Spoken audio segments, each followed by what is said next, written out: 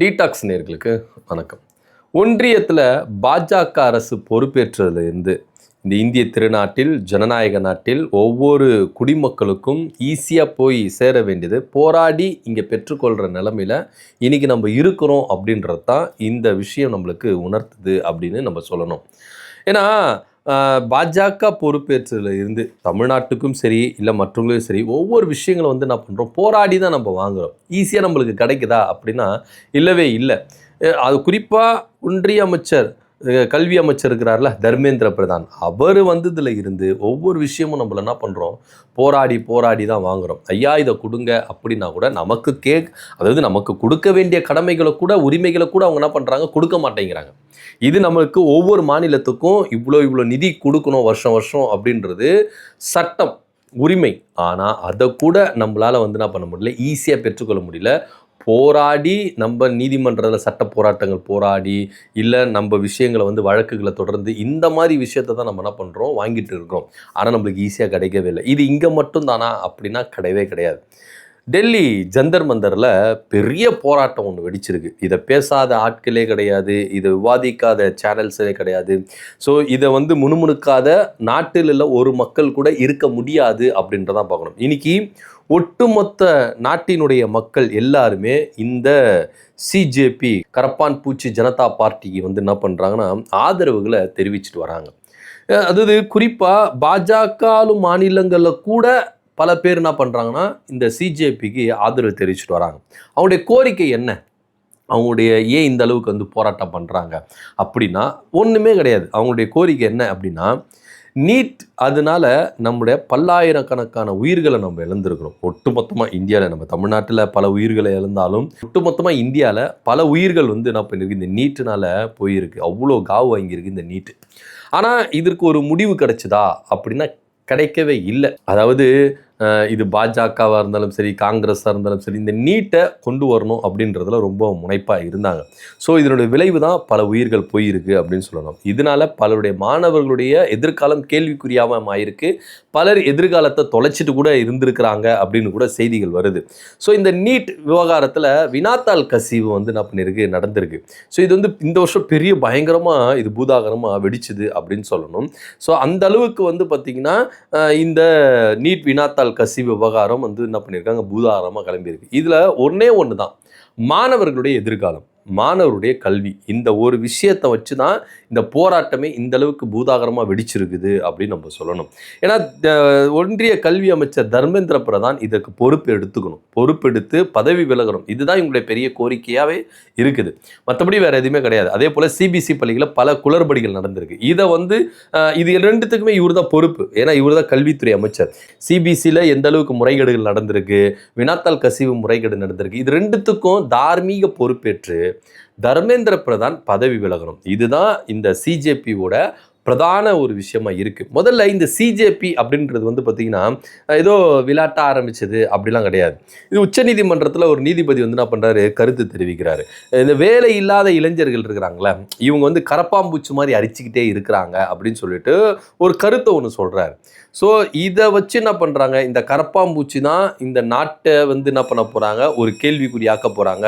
பல இடத்துல கேள்வி கேட்குற இடத்துல இந்த கரப்பான் பூச்சிகள் தான் இருக்க போகுது அப்படின்னு சொல்லிட்டு ஒருத்தர் என்ன பண்ணுறாரு, சிஜேபி கரப்பான் பூச்சி ஜனதா பார்ட்டி அப்படின்னு சொல்லிட்டு, காக்ரோச் ஜனதா பார்ட்டி அப்படின்னு சொல்லிட்டு என்ன பண்ணுறாரு, ஆரம்பித்தோடனே இது பார்த்தீங்கன்னா சோஷியல் மீடியாவில் அதிகமாக என்ன பண்ணுதுன்னா வைரல் ஆகுது. நிறைய பேர் போய் சேர்றாங்க. இன்னும் சொல்லப்போனால் பாஜகவில் சோஷியல் மீடியாக்கள் இருக்கிற ஃபாலோவர்ஸை விட சிஜேபிக்கான அதிகப்படியான ஃபாலோவர்ஸுகள் வந்துட்டாங்க. இது ஒரு வகையில் பிஜேபிக்கு ஆப்போசிட் அப்படின்னு கூட பேச ஆரம்பிச்சிட்டாங்க. ஸோ இந்த இடத்துல அது தமிழ்நாட்டில் நாங்கள் கரப்பாம்பூச்சியை ஹிட் அடித்து என்ன பண்ணுவோம், விரட்டிடுவோம் அப்படின்னு பாஜக தரப்புலேருந்து பதிலடிகள் கொடுத்தாலும் இந்த சிஜேபி அப்படின்றது பார்த்திங்கன்னா பயங்கரமாக வீரியம் அடையுது. எதிர்பார்க்காத அளவுக்கு பயங்கரமாக வீரியம் அடையுது. இதனுடைய ஓனர் என்ன பண்ணுறாருன்னா சென்னைக்கு திரும்புகிறாரு. சென்னைக்கு திரும்பினோடனே இதுமாரி தர்மேந்திர பிரதானை எதிர்த்து போராட்டம் பண்ண போகிறேன் அப்படின்னு சொல்லிட்டு போராட்டம் பண்ணுறாரு. எல்லா விஷயங்களும் செய்கிறாரு. அதுக்கப்புறம் சோனம் வாங்ஸ் அவர் என்ன பண்ணுறாருன்னா உண்ணாவிரதம் மேற்கொள்கிறாரு. அவரை என்ன பண்ணுறாங்க, வலுக்கட்டாயமாக தூக்கின்னு போயிட்டு மருத்துவமனையில் சேர்க்குறாங்க. இப்படின்னு போராட்டங்கள் என்ன பண்ணுதுன்னா பயங்கரமாக வெடிக்குது. நாடாளுமன்றத்தை நோக்கி எங்களுடைய போராட்டம் தொடங்கும் அப்படின்னு சொல்லிட்டு நாடாளுமன்றத்தை நோக்கி என்ன பண்ணுறாங்க, மூவ் பண்ணுறாங்க இந்த போராட்ட குழு. உடனே காவல்துறை, டெல்லி காவல்துறை, சிஆர்பிஎஃப் போலீஸ்கள் இவங்க எல்லாம் வந்து என்ன பண்ணுறாங்கன்னா கண்ணம் வெடி என்ன பண்ணுறாங்க, தாக்குறாங்க. ஒரு பெண்ணுன்னு கூட பார்க்காம, ஸ்டூடெண்ட்ஸுன்னு கூட பார்க்காம, இளைஞர்கள்னு பார்க்காம கண்ணை மூடின்னு வந்து என்ன பண்ணுறாங்க, அடிக்கிறாங்க. தடியடி அந்த அளவுக்கு நடத்துகிறாங்க. ரத்தம் சொட்ட சொட்ட ஒருத்தர் வந்து என்ன பண்ணுறாருன்னா பேட்டி கொடுக்குறாரு. ஒருத்தர் வந்து என்ன பண்ணுறாரு, ஸ்டாப் பண்ணு அப்படியே நின்ட்டார். அடிங்கய்யா, இனி எவ்வளோ அடிப்பீங்களோ அடிங்க, என்ன அடித்து என் உயிர் தானே போகுது, இந்த என் ஸ்டூடெண்ட்டுக்காக, நாட்டு மக்களுடைய மாணவர்களுக்காக என் உயிர் போட்டோம், அடிங்க அப்படின்னு சொல்லிட்டு என்ன பண்ணுறாரு, நிற்கிறார். பெண்கள் தாக்கப்படுறாங்க. ஒருத்தர் ஓடியாராரு, சிஆர்பி போலீஸ் வந்து காலை தடித்து விடுறாரு. என்ன நினச்சிட்டு அவங்களும் மனுஷன் தானே, அவங்களும் இந்நாட்டு மன்னர்கள் தானே, அவங்களும் இந்திய குடிமக்கள் தானே, அவங்களும் இந்த பாஜக ஆட்சியின் கீழே வாழ்கிற ஒரு மக்கள் தானே. அப்போது சொந்த மக்களையே இந்த அளவுக்கு வந்து நீங்கள் வந்து கொடுமைப்படுத்துறீங்கன்னா இது எந்த விதத்தில் நியாயம் அப்படின்ற ஒரு கேள்வி நமக்கு முன்வைக்கப்படுது. என்னங்க பெருசாக போராட்டம் தானங்க பண்ணிட்டாங்க. அந்த போராட்டத்தை அவங்க அமைதி முறையில் நடத்திட்டு தான் எப்படி வேணால் தடுத்துருக்கலாங்க.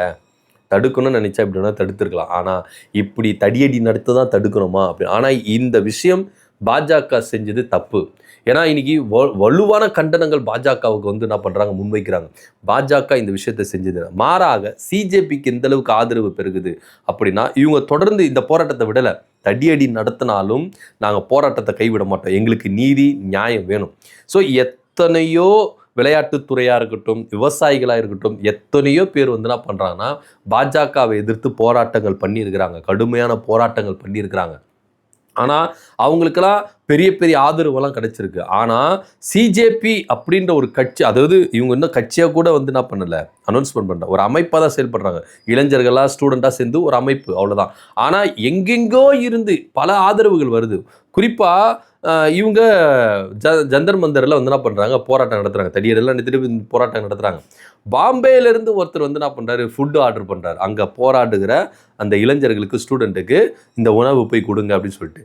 ஜொமேட்டோ, ஸ்விக்கி அது மாதிரி ஆப் இருக்கு இல்லையா, அதில் வந்து என்ன பண்ணுறாங்க, ஃபுட்டு ஆர்டர் பண்ணி அந்த ஃபுட்டை வந்து என்ன பண்ணுறாங்க. ஸோ ஒட்டு மொத்தமாக நாட்டில் உள்ள எல்லா மக்களும் வந்து என்ன பண்ணுறாங்கன்னா அந்த சிஜேபிக்கு ஆதரவு தெரிவிக்கிறாங்க. அந்த போராட்ட களத்தில் இருக்கிறவங்களுக்கு சாப்பாடு வந்து என்ன பண்ணுறாங்க, எங்கெங்கே இருந்து ஆர்டர் பண்ணுறாங்க.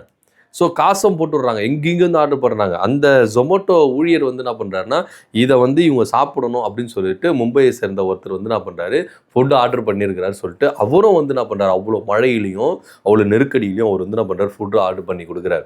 ஸோ அப்போது அந்த ஃபுட்டு ஆர்டர் பண்ணவரும் ஒரு வகையில் வந்து இதுக்கு ஆதரவு தெரிவிக்கிறாருன்னா, அந்த ஃபுட்டை டெலிவரி பண்ணார்ல ஜொமேட்டோ, அவரும் ஓரளவுக்கு வந்து ஆதரவு தெரிவிக்கிறாங்க. இன்னைக்கு ஒட்டுமொத்த ஆதரவு, அதாவது நம்மளுக்கு இதெல்லாம் வச்சு பார்க்கும்போது ஜல்லிக்கட்டு போராட்டம் தான் நம்மளுக்கு வந்து ஞாபகம் வருது. ஏன்னா அந்த அளவுக்கு வந்து போராடி யார் முகம் மூஞ்சியே தெரியாதுங்க, ஆள் அட்ரஸே தெரியாது, எங்கெங்கேயோ இருந்து எவனோ வந்து என்ன பண்ணாங்க, ஆதரவு தெரிவித்தாங்க. ஏன்னா அந்த உரிமைக்காக போராடினாங்க. இப்போ அதே உரிமைக்காக தான் இன்னைக்கு சிஜேபி போராடிக்கிட்டு இருக்கு. எதுக்கு போராடிக்கிட்டு இருக்கு, நம்முடைய மாணவர்களுக்கு. இது வந்து வட மாநிலங்களில் தானே நடக்குது, நமக்கு என்ன அப்படின்னா அப்படி இல்லை.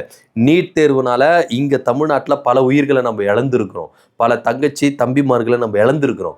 ஸோ இதுக்காக சேர்த்து தான் அவங்க போராடிக்கிட்டு இருக்காங்க. ஸோ தமிழ்நாட்டில் இருக்கிற மாணவர்களுக்காக சேர்த்து தான் போராடிக்கிட்டு இருக்காங்க. ஸோ ஆந்திராவில் இருக்கிற மாணவர்களுக்காக தான் சேர்த்து போராடிட்டு இருக்காங்க.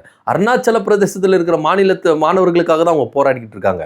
ஸோ எல்லா குஜராத்தில் இருக்கிற மாணவர்களுக்காக போராடுறாங்க, ஜம்மு காஷ்மீரில் இருக்கிற மாணவர்களுக்காக போகிறாங்க.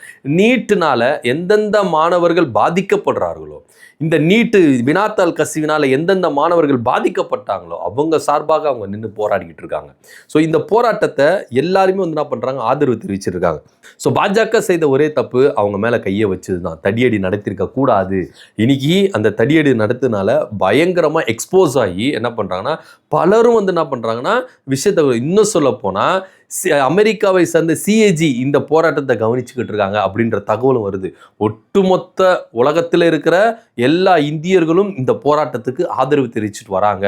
கிட்டத்தட்ட டெல்லியில் நடக்கிற ஒரு ஜல்லிக்கட்டு போராட்டம் 2.0 அப்படின்னு கூட பல பேர் என்ன பண்ணுறாங்க, சோஷியல் மீடியாவில் கருத்துக்களை தெரிவிச்சுட்டு வராங்க. அந்த அளவுக்கு சிஜேபிக்கு ஆதரவு பெருகிருச்சு. ஸோ அவங்க கையில் எடுத்த அந்த விஷயம் ரொம்ப வெற்றிகரமாக நடக்க போகுது அப்படின்னு தான் போனோம். கூடிய விரைவில் தர்மேந்திர பிரதான் தான் பதவி விலகணும். ஏன் இந்த தர்மேந்திர பிரதானை பாஜக இந்த அளவுக்கு பாதுகாக்குது அப்படின்னு நம்மளுக்கு தெரியல.